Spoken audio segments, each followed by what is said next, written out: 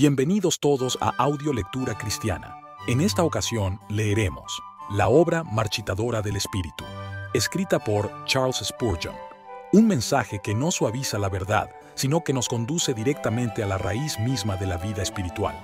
Spurgeon nos recuerda que, antes de que Dios siembre la vida eterna en un corazón, primero el Espíritu Santo debe marchitar todo aquello que es de la carne, la autosuficiencia, el orgullo, la confianza en nuestras propias obras. Es un proceso doloroso, pero absolutamente necesario. Si alguna vez has sentido que Dios te derriba para luego levantarte, si has experimentado el peso de tu pecado y la incapacidad de salvarte por ti mismo, este mensaje te hablará directamente al alma. Prepárate para una verdad que deshace al hombre, pero exalta a Cristo como el único fundamento seguro. Acompañamos en esta audiolectura que sea de gran bendición para todos. Dicho esto, amados hermanos, comencemos. La voz dijo, clama. Y él respondió, ¿qué he de clamar? Toda carne es hierba, y toda su belleza como la flor del campo. La hierba se seca, la flor se marchita, porque el Espíritu del Señor sopla sobre ella. Ciertamente, el pueblo es como la hierba. La hierba se seca, la flor se marchita. Pero la palabra de nuestro Dios permanece para siempre. Isaías 46:8. El pasaje de Isaías que acabo de leerles puede usarse como una elocuente descripción de nuestra mortalidad, y si se predicara un sermón basado en él sobre la fragilidad de la naturaleza humana, la brevedad de la vida y la certeza de la muerte, nadie podría cuestionar la pertinencia del texto. Sin embargo, me atrevo a preguntar si tal discurso contradiría la enseñanza central del profeta. Aquí se pretende algo más que la decadencia de nuestra carne material. El Espíritu Santo se refería a la mente carnal, a la carne en otro sentido, cuando mandó a su mensajero proclamar esas palabras. No me parece que una mera expresión de la mortalidad de nuestra especie fuera necesaria en este lugar, dado el contexto. Difícilmente estaría a la altura de las sublimes revelaciones que lo rodean, y en cierta medida sería una digresión del tema en cuestión. La idea de que aquí simplemente se nos recuerda nuestra mortalidad no concuerda con la exposición del Nuevo Testamento sobre este tema en Pedro, que también les he presentado. Aquí hay otro significado, más espiritual, que va más allá del que se encuentra en la gran y obvia verdad de que todos debemos morir. Examinemos con atención el capítulo de Isaías. ¿Cuál es su tema? Es la consolación divina de Sión. Sión había sido zarandeada por conflictos, sufría las consecuencias del pecado. El Señor, para aliviar su dolor, ordena a sus profetas que anuncien la venida del libertador tan esperado, el fin y la consumación de toda su lucha y el perdón de toda su iniquidad. No cabe duda de que este es el tema de la profecía. Y además, no hay duda alguna sobre el siguiente punto, que el profeta continúa prediciendo la venida de Juan el Bautista como heraldo del Mesías. No tenemos dificultad en la explicación del pasaje. Preparad el camino del Señor. Enderezad en el desierto calzada para nuestro Dios. Pues el Nuevo Testamento lo relaciona repetidamente con el Bautista y su ministerio.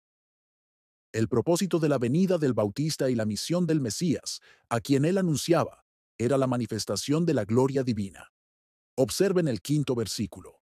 La gloria del Señor será revelada, y toda carne la verá juntamente, porque la boca del Señor lo ha dicho. Ahora bien, ¿qué sigue?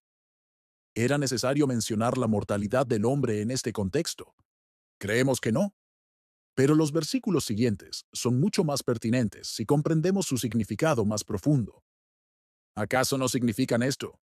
Para que la gloria divina en Cristo Jesús y su salvación se manifiesten plenamente, debe desvanecerse toda la gloria de la que el hombre se jacta.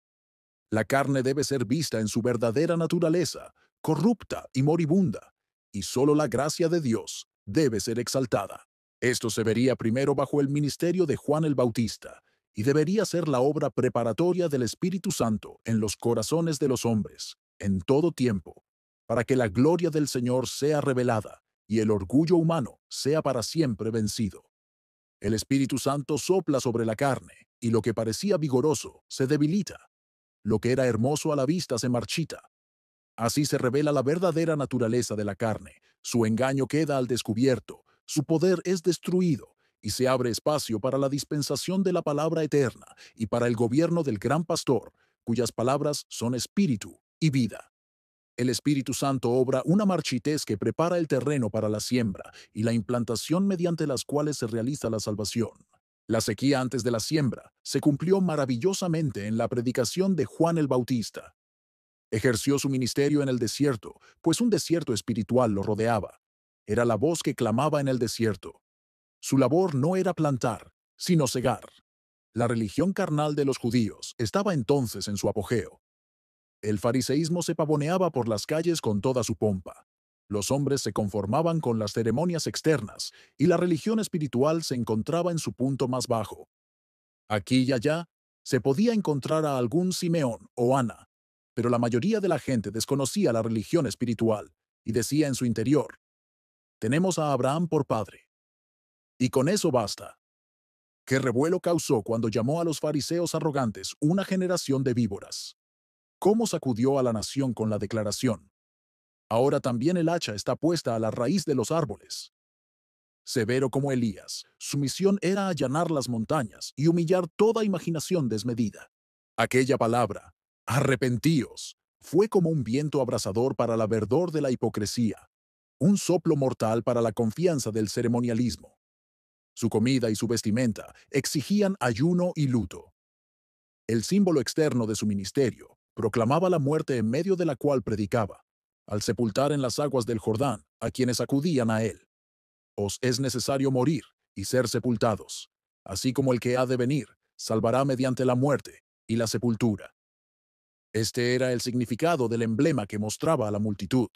Su acto característico era tan completo en su enseñanza como sus palabras, y por si fuera poco, les advirtió de un bautismo aún más profundo y exigente, con el Espíritu Santo y con fuego, y de la venida de aquel cuyo abanico estaba en su mano, para purificar completamente su reino. El Espíritu en Juan soplaba como el impetuoso viento del norte, escrutando y marchitando, y lo convirtió en un destructor de las vanas glorias de una religión carnal, para que la fe espiritual pudiera establecerse. Cuando nuestro Señor apareció, llegó a una tierra desolada, cuya gloria se había desvanecido. El tronco del anciano Jesé estaba desnudo, y nuestro Señor era el vástago que brotaba de su raíz. El cetro se había apartado de Judá, y el legislador de entre sus pies. Cuando llegó Silo, un extranjero se sentó en el trono de David, y el romano se apropió de la tierra del pacto. La luz de la profecía ardía débilmente, aunque no se había extinguido por completo. Ningún Isaías había surgido recientemente para consolarlos, ni siquiera un Jeremías para lamentar su apostasía. Toda la estructura del judaísmo era como una vestidura desgastada. Se había envejecido y estaba a punto de desaparecer. El sacerdocio estaba desorganizado. Lucas nos cuenta que Anás y Caifás fueron sumos sacerdotes ese año, dos en un año o a la vez, una extraña contradicción con las leyes de Moisés. Toda la dispensación que se concentraba en torno al santuario visible, o como Pablo lo llama, el santuario mundano, estaba llegando a su fin. Y cuando nuestro Señor hubo terminado su obra, el velo del templo se rasgó en dos. Los sacrificios fueron abolidos. El sacerdocio de Aarón fue dejado de lado, y las ordenanzas carnales fueron abrogadas, porque el Espíritu reveló las cosas espirituales. Cuando vino aquel que fue constituido sacerdote, no según la ley de un mandamiento carnal, sino según el poder de una vida eterna, se anuló el mandamiento anterior por su debilidad e inutilidad. Tales son los hechos históricos, pero no me extenderé en ellos. Me centraré en vuestras historias personales, en la experiencia de cada hijo de Dios. En cada uno de nosotros debe cumplirse que todo lo carnal, al ser como hierba, se marchite y su belleza se desvanezca. El Espíritu de Dios, como el viento, debe recorrer el campo de nuestras almas y hacer que nuestra belleza sea como una flor marchita. Debe convencernos del pecado y revelarnos nuestra verdadera naturaleza, para que veamos que la carne no aprovecha para nada, que nuestra naturaleza caída es corrupción misma y que los que viven según la carne no pueden agradar a Dios. Debemos comprender la sentencia de muerte sobre nuestra antigua vida legal y carnal, para que la semilla incorruptible de la palabra de Dios, implantada por el Espíritu Santo, more en nosotros y permanezca en nosotros para siempre. El tema de esta mañana es la obra transformadora del Espíritu sobre las almas de los hombres, y cuando hayamos hablado sobre ello, concluiremos con unas palabras sobre la obra de implantación, que siempre sigue al lugar donde se ha realizado esta obra transformadora. 7 observaciones sobre este trabajo. 1. Pasando ahora a la obra del Espíritu, al hacer que la bondad de la carne se desvanezca. Observamos, en primer lugar, que la obra del Espíritu Santo en el alma del hombre, al marchitar lo carnal, es muy inesperada. Observarán en nuestro texto que incluso el orador mismo, aunque sin duda instruido por Dios, cuando se le ordenó clamar, dijo, ¿qué he de clamar? Ni siquiera él sabía que para consolar al pueblo de Dios, primero debe experimentarse una visitación preliminar. Muchos predicadores del Evangelio de Dios han olvidado que la ley es la maestra que guía a los hombres a Cristo. Han sembrado en tierra yerma, olvidando que el arado debe romper los terrones. Hemos visto demasiados intentos de sembrar sin la aguja afilada del poder convincente del Espíritu. Los predicadores se han esforzado por hacer que Cristo sea precioso para aquellos que se creen ricos y enriquecidos, y ha sido un esfuerzo en vano. Es nuestro deber predicar a Jesucristo, incluso a pecadores autosuficientes, pero es cierto que Jesucristo nunca será aceptado por ellos mientras se tengan a sí mismos en tan alta estima. Solo los enfermos reciben de buen grado al médico. Es obra del Espíritu de Dios convencer a los hombres de pecado, y mientras no sean convencidos de pecado, jamás serán llevados a buscar la justicia que es de Dios por medio de Jesucristo. Estoy persuadido de que, dondequiera que haya una obra real de gracia en un alma, comienza derribando. El Espíritu Santo no edifica sobre un cimiento viejo. Madera, heno y hojarasca no le sirven como base para construir. Él vendrá como fuego y provocará una conflagración de todas las torres de Babel, de la naturaleza orgullosa. Quebrará nuestro arco, cortará nuestra lanza en dos y quemará nuestro carro en el fuego. Cuando todo cimiento arenoso haya desaparecido, entonces, pero no antes, he aquí que pondrá en nuestras almas la gran piedra fundamental, escogida por Dios y preciosa. El pecador despertado, cuando pide que Dios tenga misericordia de él, se sorprende mucho al descubrir que, en lugar de disfrutar de una paz rápida, su alma se inclina dentro de sí bajo un sentimiento de la ira divina. Con toda naturalidad pregunta, ¿es esta la respuesta a mi oración? Oré al Señor para que me librara del pecado y del yo, y es así como Él trata conmigo. Dije, escúchame. Y he aquí, Él me hiere con las heridas de uno cruel. Dije, vísteme. Y he aquí, Él ha arrancado de mí los pocos harapos que antes me cubrían, y mi desnudez me mira de frente. Dije, lávame. Y he aquí, Él me ha hundido en el muladar hasta que mis propias ropas me aborrecen. ¿Es este el camino de la gracia? Pecador, no te sorprendas. Así es, en verdad. ¿No percibes la razón? ¿Cómo puedes ser sanado mientras la carne orgullosa permanece en tu herida? Debe ser removida. Es la única manera de sanarte de manera permanente. Sería necedad cubrir tu llaga con una capa delgada, o sanar tu carne y dejar la lepra dentro de tus huesos. El gran médico cortará con su afilado bisturí, hasta que la carne corrupta sea quitada, porque sólo así podrá obrar en ti una curación segura. ¿No ves que es divinamente sabio que antes de que seas vestido, debas ser despojado? ¿Qué? Querrías tener la resplandeciente justicia de Cristo por fuera, más blanca que cualquier batanero podría blanquear, y tus propios harapos inmundos escondidos por dentro? No, hombre, deben ser quitados. No debe quedar sobre ti ni un solo hilo de lo tuyo. No puede ser que Dios te limpie hasta que te haya hecho ver algo de tu contaminación, porque nunca valorarías la preciosa sangre que nos limpia de todo pecado si primero no hubieras sido llevado a lamentar que eres totalmente una cosa inmunda. La obra convincente del Espíritu, donde quiera que provenga, es inesperada, e incluso para el Hijo de Dios, en quien este proceso aún debe continuar, a menudo resulta sorprendente.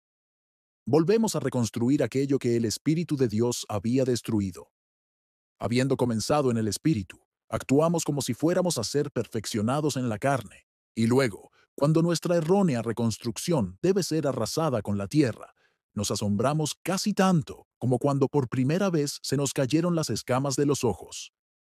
En una condición similar se encontraba Newton cuando escribió, Le pedí al Señor que me permitiera crecer en la fe, el amor y toda gracia, que más personas conozcan su salvación y buscar con más ahínco su rostro. Fue Él quien me enseñó a orar así, y confío en que Él ha respondido a la oración. Pero ha sido de esa manera, casi me llevó a la desesperación. Tenía la esperanza de que en alguna hora propicia, Él respondía inmediatamente a mi petición, y por el poder restrictivo de su amor, domina mis pecados y dame descanso.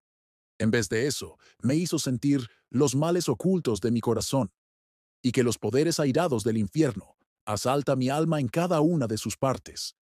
Ah, no os asombréis, pues así suele responder el Señor a su pueblo. La voz que dice, consolad, consolad a mi pueblo, logra su propósito haciéndoles oír primero el clamor. Toda carne es hierba, y toda su bondad como la flor del campo. Punto número 2. Además, esta decadencia sigue el orden habitual de la obra divina. Si consideramos bien el camino de Dios, no nos asombrará que comience con su pueblo mediante cosas terribles en justicia. Observemos el método de la creación. No me aventuraré en ninguna teoría geológica dogmática, pero parece muy probable que este mundo haya sido acondicionado y destruido, reacondicionado y luego destruido de nuevo, muchas veces antes de su disposición final para la habitación de los hombres. En el principio, creó Dios los cielos y la tierra. Luego transcurrió un largo intervalo, y finalmente, en el tiempo señalado, durante 7 días, el Señor preparó la tierra para la raza humana. Consideremos entonces el estado de las cosas cuando el gran arquitecto comenzó su obra. ¿Qué había al principio? Originalmente, nada. Cuando ordenó ordenar la tierra, ¿cómo estaba? La tierra estaba desordenada y vacía, y las tinieblas cubrían la faz del abismo. No había rastro de que otro plan interfiriera con el gran arquitecto. ¿Con quién consultó? ¿Quién lo instruyó? ¿Quién le enseñó el camino del juicio? ¿Quién le impartió conocimiento? ¿Y quién le mostró la senda del entendimiento? No recibió ninguna columna ni pilar para el templo que se proponía construir. La tierra era, como lo expresa el hebreo, tohu y bohu, desorden y confusión. En una palabra, caos. Así es en la nueva creación. Cuando el Señor nos crea de nuevo, no toma nada prestado del hombre viejo, sino que hace nuevas todas las cosas. No repara ni añade una nueva ala a la vieja casa de nuestra naturaleza depravada, sino que construye un nuevo templo para su propia gloria. Espiritualmente, estamos sin forma y vacíos, y la oscuridad cubre el rostro de nuestro corazón, y su palabra viene a nosotros, diciendo, luz, y hay luz, y al poco tiempo, vida y toda cosa preciosa. Para poner otro ejemplo de los caminos de Dios. Cuando el hombre cayó, ¿cuándo le trajo el Señor el Evangelio? El primer susurro del Evangelio, como saben, fue, pondré enemistad entre ti y la mujer, entre tu descendencia y la suya. Él te aplastará la cabeza. Ese susurro llegó al hombre temblando ante su Creador, sin nada más que decir para excusarse, sino culpable ante el Señor. ¿Cuándo vistió el Señor Dios a nuestros padres? No sin antes preguntar, ¿quién te dijo que estabas desnudo? No sin antes secarse las hojas de higuera, el Señor trajo la piel del sacrificio y los cubrió con ella. Si meditan en las obras de Dios con los hombres, verán constantemente lo mismo. Dios nos ha dado un maravilloso símbolo de salvación en el arca de Noé. Pero Noé fue salvado en esa arca en relación con la muerte. Él mismo, por así decirlo, fue sepultado vivo en una tumba, y todo lo demás fue abandonado a la destrucción. Toda esperanza para Noé se había desvanecido, y entonces el arca se elevó sobre las aguas. Recordemos la redención de los hijos de Israel de Egipto. Ocurrió cuando se encontraban en la más triste situación, y su clamor ascendió al cielo a causa de su esclavitud. Cuando ningún brazo les trajo la salvación, entonces, con mano poderosa y brazo extendido, el Señor liberó a su pueblo. En todo lugar, antes de la salvación, viene la humillación de la criatura, el derrumbe de la esperanza humana. Como en los bosques de América, antes de que pueda haber cultivo, la fundación de ciudades, las artes de la civilización y las transacciones comerciales, el hacha del leñador debe cortar y labrar. Los majestuosos árboles de siglos deben caer, las raíces deben ser quemadas, el antiguo orden natural perturbado. Lo viejo debe desaparecer antes de que pueda llegar lo nuevo. Así también el Señor quita lo primero para poder establecer lo segundo. El primer cielo y la primera tierra deben desaparecer, o no puede haber un cielo nuevo y una tierra nueva. Ahora bien, como ha sido externamente, debemos esperar que sea igual dentro de nosotros. Y cuando estos marchitamientos y decaimientos ocurran en nuestras almas, simplemente debemos decir, es el Señor, que haga lo que le parezca bien. 3. En tercer lugar, quisiera que notaran que nuestro texto nos enseña cuán universal es este proceso en su alcance sobre los corazones de todos aquellos en quienes el Espíritu obra. ¿Acaso el marchitamiento es un marchitamiento de qué? ¿De parte de la carne y de alguna porción de sus tendencias? No, observen. Toda carne es hierba, y toda su bondad, lo mejor de ella, es como la flor del campo. ¿Y qué sucede con la hierba? ¿Acaso sobrevive? La hierba se seca, toda ella. ¿Y la flor?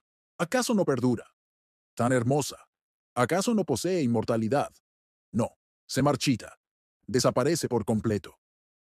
Así, dondequiera que el Espíritu de Dios infunde su aliento en el alma del hombre, se produce un marchitamiento de todo lo que es de la carne, y se ve que tener una mentalidad carnal es muerte. Por supuesto, todos sabemos y confesamos que donde hay una obra de gracia, debe haber una destrucción de nuestro deleite en los placeres de la carne. Cuando el Espíritu de Dios sopla sobre nosotros, lo dulce se vuelve amargo, lo brillante se oscurece. Un hombre no puede amar el pecado y a la vez poseer la vida de Dios. Si se deleita en los placeres carnales que antes le fascinaban, sigue siendo lo mismo.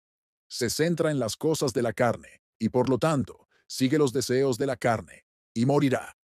El mundo y sus deseos son para el no regenerado tan hermosos como los prados en primavera, cuando están adornados con flores, pero para el alma regenerada son un desierto, una tierra desolada, inhabitada.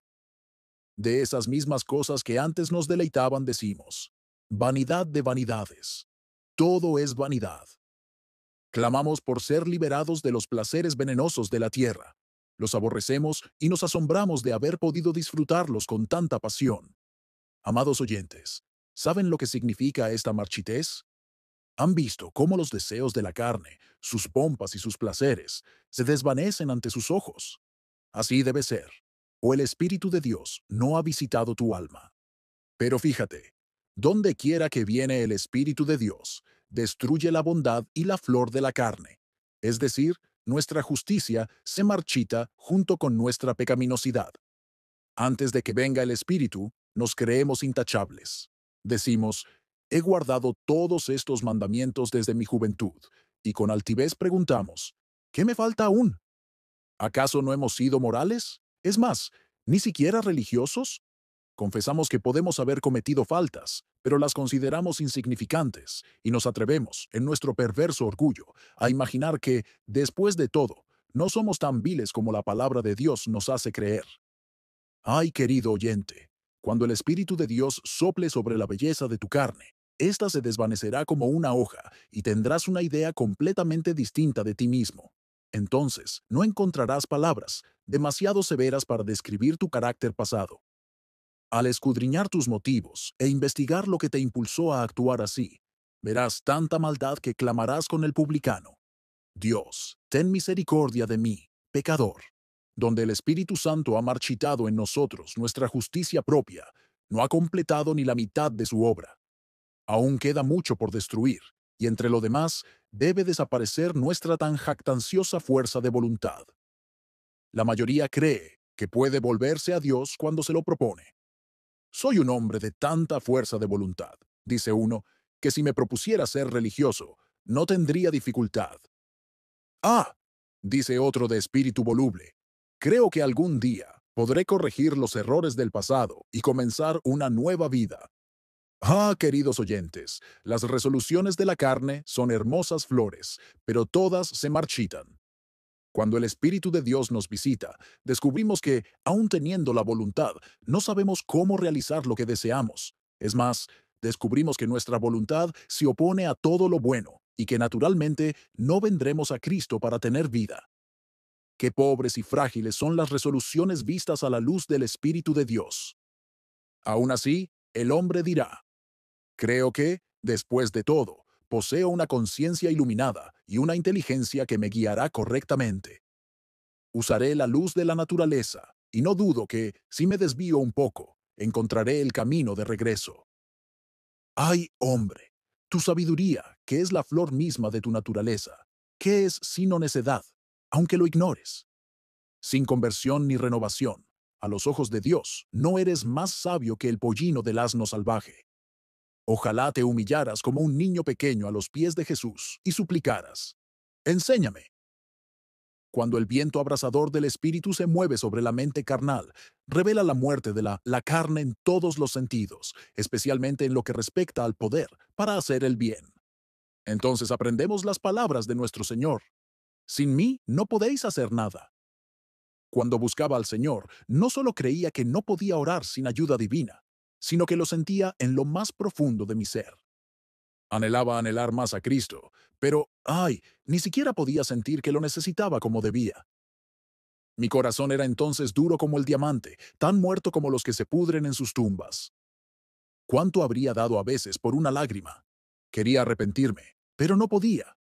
Anhelaba creer, pero no podía. Me sentía atado, limitado y paralizado. Esta es una revelación humillante del Espíritu Santo de Dios, pero necesaria, pues la fe carnal no es la fe de los elegidos de Dios. La fe que justifica el alma es don de Dios y no nuestro. Ese arrepentimiento que es obra de la carne deberá ser expiado. La flor de la carne se marchitará. Solo la semilla del Espíritu dará fruto en plenitud. Los herederos del cielo no nacen de sangre, ni de la voluntad de la carne, ni del hombre, sino de Dios. Si la obra en nosotros no es del Espíritu, sino nuestra, se marchitará y morirá cuando más necesitemos su protección, y su fin será como la hierba que hoy está y mañana se echa al horno. Punto número 4. Como ven, la universalidad de esta obra de marchitamiento dentro de nosotros, les ruego que noten también su completitud. ¿Qué hace la hierba? ¿Se marchita? No, se seca. ¿Y la flor del campo? ¿Acaso se inclina un poco? No. Según Isaías, se marchita. Y según Pedro, se cae. No hay forma de revivirla con la lluvia. Ha llegado a su fin. Así también, los que despiertan son llevados a comprender que en su carne no habita nada bueno. ¡Qué obra de muerte y marchitamiento han tenido algunos siervos de Dios en sus almas! Miren a John Bunyan, como se describe a sí mismo en su Gracia Abundante. ¿Cuántos meses, incluso años, dedicó el Espíritu a escribir la muerte sobre todo lo que era el viejo Bunyan, para que pudiera convertirse, por gracia, en un hombre nuevo, apto para acompañar a los peregrinos en su camino celestial? No todos hemos soportado la prueba durante tanto tiempo, pero en todo hijo de Dios debe haber una muerte al pecado, a la ley y al egoísmo, la cual debe completarse plenamente antes de que sea perfeccionado en Cristo y llevado al cielo. La corrupción no puede heredar la incorrupción. Es a través del Espíritu que mortificamos las obras de la carne y por lo tanto vivimos. ¿Pero acaso no se puede mejorar la mente carnal? De ninguna manera, porque la mente carnal es enemiga de Dios, pues no se sujeta a la ley de Dios, ni tampoco puede. ¿No se puede mejorar la vieja naturaleza? No. Es necesario nacer de nuevo. ¿No se le pueden enseñar las cosas celestiales? No. El hombre natural no percibe las cosas del Espíritu de Dios, porque para él son locura, ni las puede entender, porque se disciernen espiritualmente. No hay nada que hacer con la vieja naturaleza, sino dejarla sepultada. Debe estar muerta y enterrada, y cuando así sea, entonces la semilla incorruptible que vive y permanece para siempre se desarrollará gloriosamente. El fruto del nuevo nacimiento madurará, y la gracia será exaltada en gloria. La vieja naturaleza jamás mejora. Es tan terrenal, sensual y diabólica en el santo de 80 años, como lo era cuando se convirtió a Cristo. No ha mejorado ni puede mejorarse. Hacia Dios es la enemistad misma. Todo pensamiento del corazón es malo, y continuamente. La vieja naturaleza, llamada la carne, desea contra el espíritu, y el espíritu contra la carne, y estos se oponen entre sí. No puede haber paz entre ellos. Punto 5. Observemos además que toda esta transformación del alma es muy dolorosa. Al leer estos versículos, ¿no les parece que tienen un tono fúnebre? Toda carne es hierba, y toda su belleza como la flor del campo. La hierba se seca, la flor se marchita. Es una tarea dolorosa, pero necesaria. Creo que quienes la experimentan mucho al acercarse a Cristo tienen grandes motivos para estar agradecidos. Su vida, con toda probabilidad, será mucho más brillante y feliz, pues he notado que quienes se convierten fácilmente y llegan a Cristo con poco conocimiento de su propia depravación, tienen que aprenderlo después, y permanecen mucho tiempo como niños en Cristo, perplejos ante asuntos que no les habrían preocupado si hubieran experimentado una transformación más profunda desde el principio. No, Señor, si la gracia ha comenzado a edificar en su alma y ha dejado en pie alguna de las viejas barreras de la autosuficiencia, tarde o temprano tendrán que caer. Puedes felicitarte por lo que has sobrevivido, pero es una falsa felicitación. Tu orgullo no es bueno. Estoy seguro de que Cristo jamás pondrá un remiendo nuevo sobre una prenda vieja, ni vino nuevo en odres viejos. Sabe que, a la larga, el daño sería mayor y los odres se reventarían. Todo lo que es producto de la naturaleza debe ser deshecho. La construcción tradicional debe ser derribada. Entramado de madera y yeso, techo y cimientos, y debemos tener una casa no hecha por manos humanas. Fue una gran misericordia para nuestra ciudad de Londres que el gran incendio arrasara con todos los edificios antiguos, que eran focos de la peste. Entonces se construyó una ciudad mucho más sana. Y es una gran misericordia para el hombre, cuando Dios despoja de inmediato a su propia justicia y fuerza, cuando le hace sentir que no es nada y que no puede ser nada, y lo impulsa a confesar que Cristo debe estar en todo, y que su única fuerza reside en el poder eterno del Espíritu Santo. A veces, en una empresa, un sistema antiguo lleva años funcionando, causando mucha confusión y propiciando la deshonestidad.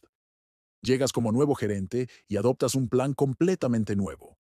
Ahora, intenta, si puedes, adaptar tu método al sistema antiguo. ¿Cuánto te preocupará?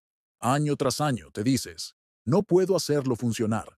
Si lo hubiera desechado todo y empezado de cero, no me habría dado ni la décima parte de los problemas. Dios no pretende imponer el sistema de la gracia sobre una naturaleza corrupta, ni hacer que el nuevo Adán surja del viejo, sino enseñarnos esto. Estáis muertos, y vuestra vida está escondida con Cristo en Dios.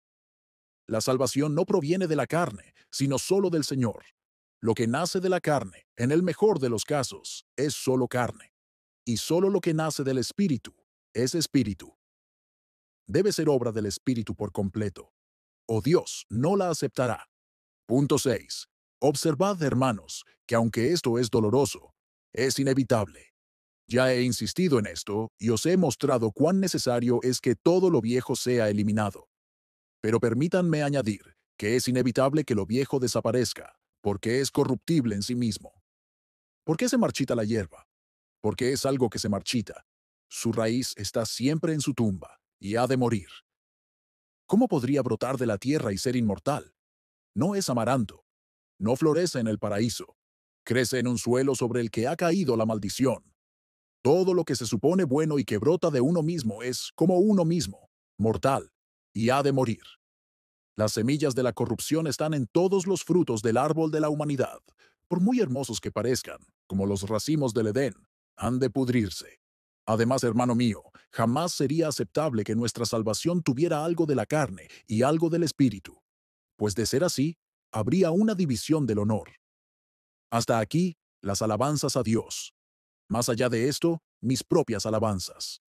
Si yo ganara el cielo en parte por mis obras y en parte por las de Cristo, y si la energía que me santifica fuera en parte mía y en parte divina, quienes dividen la obra dividirán la recompensa, y los cantos celestiales, aun siendo en parte para Jehová, tendrían que ser también en parte para la criatura.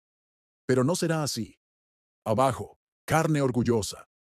Abajo, te digo, aunque te purifiques y te limpies cuanto quieras, estás corrompido hasta la médula. Aunque trabajes hasta el cansancio, construyes madera que se quemará y rastrojo que se convertirá en cenizas. Abandona tu confianza en ti mismo y deja que la obra siga su curso, y que el mérito resida donde corresponde el honor, es decir, solo en Dios. Es inevitable, pues, que se produzca todo este marchitamiento. Punto 7. Estas últimas palabras son de consuelo para quienes atraviesan el proceso que describimos, y espero que algunos de ustedes lo hagan. Me llena de alegría saber que ustedes, los no convertidos, sufren mucho, pues las aflicciones que el Espíritu Santo obra siempre preceden a la felicidad. Es obra del Espíritu marchitar. Me regocijo en nuestra traducción, porque el Espíritu del Señor sopla sobre ella. Es cierto que el pasaje puede traducirse como el viento del Señor sopla sobre ella. Como saben, en hebreo se usa una sola palabra para viento y espíritu, y lo mismo ocurre en griego.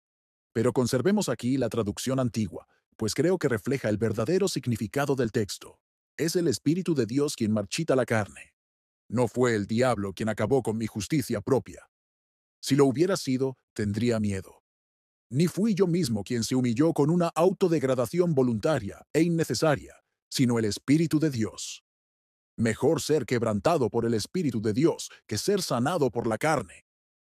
¿Qué dice el Señor? Yo mato. ¿Y qué sigue? Yo doy vida. Él nunca da vida a nadie, sino a quienes mata. Bendito sea el Espíritu Santo cuando me mata, cuando clava la espada en las entrañas mismas de mis méritos y mi confianza, porque entonces me dará vida. Yo hiero, y yo sano. Él nunca sana a quienes no ha herido. Bendita sea, pues, la mano que hiere, que siga hiriendo, que corte y desgarre, que se me revele en mi peor momento, para que caiga en la desesperación y pueda recurrir a la misericordia divina, recibiéndola como un pecador pobre, culpable, perdido, indefenso y deshecho, que se entrega a los brazos de la gracia soberana, sabiendo que Dios lo da todo, que Cristo lo es todo, que el Espíritu lo obra todo, y que el hombre es como barro en manos del alfarero, para que el Señor haga con él según su voluntad. Alégrate, querido hermano, por muy humilde que te sientas, pues si el Espíritu te humilla, no lo hace con mala intención, sino que busca el bien infinito para tu alma. En segundo lugar, ahora, concluyamos con algunas frases sobre la implantación. Según Pedro, aunque la carne se marchita y su flor se cae, en los hijos de Dios hay algo incorruptible de otra índole. Habiendo nacido de nuevo, no de simiente corruptible, sino de incorruptible, por la palabra de Dios que vive y permanece para siempre. La palabra del Señor permanece para siempre, y esta es la palabra que por el Evangelio os ha sido anunciada. Ahora bien, el Evangelio nos es útil porque no es de origen humano. Si fuera carnal, todo lo que pudiera hacer por nosotros no nos llevaría más allá de lo carnal. Pero el Evangelio de Jesucristo es sobrehumano, divino y espiritual. En su concepción fue de Dios. Su gran don, el Salvador, es un don divino, y todas sus enseñanzas están llenas de divinidad. Si tú, mi oyente, crees en un evangelio que has ideado por ti mismo, o en un evangelio filosófico que proviene de la mente humana, es carnal y se marchitará, y morirás y te perderás por confiar en él. La única palabra que puede bendecirte y germinar en tu alma es la palabra viva e incorruptible del Espíritu Eterno. Esta es la palabra incorruptible. Dios se hizo carne y habitó entre nosotros. Dios estaba en Cristo reconciliando consigo al mundo, no tomándoles en cuenta sus pecados. Esta es la palabra incorruptible. Todo aquel que cree que Jesús es el Cristo ha nacido de Dios. El que cree en Él no es condenado, pero el que no cree ya ha sido condenado, porque no ha creído en el nombre del Hijo unigénito de Dios. Dios nos ha dado vida eterna, y esta vida está en su Hijo. Ahora bien, hermanos, esta es la semilla. Pero antes de que pueda crecer en vuestras almas, debe ser sembrada allí por el Espíritu. La recibís esta mañana. Entonces el Espíritu Santo la implantará en vuestras almas. Te entregas a ello con entusiasmo y exclamas: lo creo, lo comprendo. En el Dios encarnado deposito mi esperanza. El sacrificio sustitutorio, la completa expiación de Cristo, es toda mi confianza. ¿Estoy reconciliado con Dios por la sangre de Jesús? Entonces, posees la semilla viva en tu alma. ¿Y cuál es el resultado? Pues, según el texto, llega a nosotros una nueva vida como resultado de la presencia de la palabra viva en nosotros y de nuestro nuevo nacimiento por ella. Es una vida nueva. No es la vieja naturaleza despojándose de sus mejores atributos. No es el viejo Adán refinándose y purificándose para ascender a algo mejor. No. ¿Acaso no hemos dicho antes que la carne se marchita y su flor se desvanece? Es una vida completamente nueva. Sois criaturas tan nuevas en vuestra regeneración, como si nunca hubierais existido y hubierais sido creados por primera vez. Lo viejo ha pasado. He aquí, todo es hecho nuevo. El Hijo de Dios está por encima de los demás hombres. Los demás hombres no poseen la vida que Él ha recibido. Son seres binarios. Tienen cuerpo y alma. Él es de triple naturaleza. Es espíritu, alma y cuerpo. Un nuevo principio, una chispa de vida divina, ha descendido sobre su alma. Ya no es un hombre natural o carnal, sino que se ha convertido en un hombre espiritual, que comprende las cosas espirituales y posee una vida muy superior a la de cualquier otro ser humano. Ojalá Dios, que ha marchitado en el alma de cada uno de vosotros lo carnal, os conceda pronto el nuevo nacimiento por medio de la palabra. Ahora bien, para concluir, donde quiera que esta nueva vida provenga de la palabra, es incorruptible, vive y permanece para siempre. Arrancar la buena semilla del corazón de un verdadero creyente y destruir la nueva naturaleza que hay en él es algo que la tierra y el infierno han intentado, pero jamás logrado. Arranca el sol del firmamento, y ni siquiera entonces podrás arrancar la gracia de un corazón regenerado. Vive y permanece para siempre, dice el texto. No puede corromperse por sí misma ni ser corrompida. No peca, porque es nacida de Dios. Yo les doy vida eterna, y no perecerán jamás, ni nadie las arrebatará de mi mano. El agua que yo le daré será en él una fuente de agua que brota para vida eterna. Ustedes tienen una vida natural, que morirá. Es de la carne. Ustedes tienen una vida espiritual, de la cual está escrito: todo aquel que vive y cree en mí, no morirá jamás. Ahora posees dentro de ti la inmortalidad más noble y verdadera. Debes vivir como Dios vive, en paz, gozo y felicidad. Pero recuerda, querido oyente, si no la posees, no verás la vida. ¿Qué entonces? ¿Serás aniquilado? Ah, no, sino que la ira del Señor está sobre ti. Existirás, aunque no vivirás. De la vida no sabrás nada, pues ese es el don de Dios en Cristo Jesús. Pero de la muerte eterna, llena de tormento y angustia, serás el desdichado heredero. La ira de Dios permanece sobre él. Serás arrojado al lago de fuego, que es la segunda muerte. Serás de aquellos cuyo gusano no muere y cuyo fuego no se apaga. Que Dios, el Espíritu siempre bendito, te visite. Si ahora lucha contigo, no apagues su llama divina. No descuides ningún pensamiento santo que tengas. Si esta mañana debes confesar que no has nacido de nuevo, humíllate ante ello. Ve y busca la misericordia del Señor. Suplícale que te trate con gracia y te salve. Muchos que no han tenido más que la luz de la luna la han valorado, y pronto han tenido la luz del sol. Sobre todo, recuerda que es la semilla vivificante, y reverénciala cuando la oigas predicar. Porque esta es la palabra por la cual os anuncian el Evangelio. Respétala y recíbela. Recuerda que la semilla vivificante está contenida en esta frase: cree en el Señor Jesucristo, y serás salvo. El que crea y sea bautizado será salvo.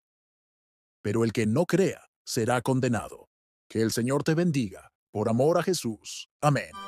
Muchas gracias por escuchar Audio Lectura Cristiana. Que el Señor les bendiga, amados hermanos. Hasta la próxima.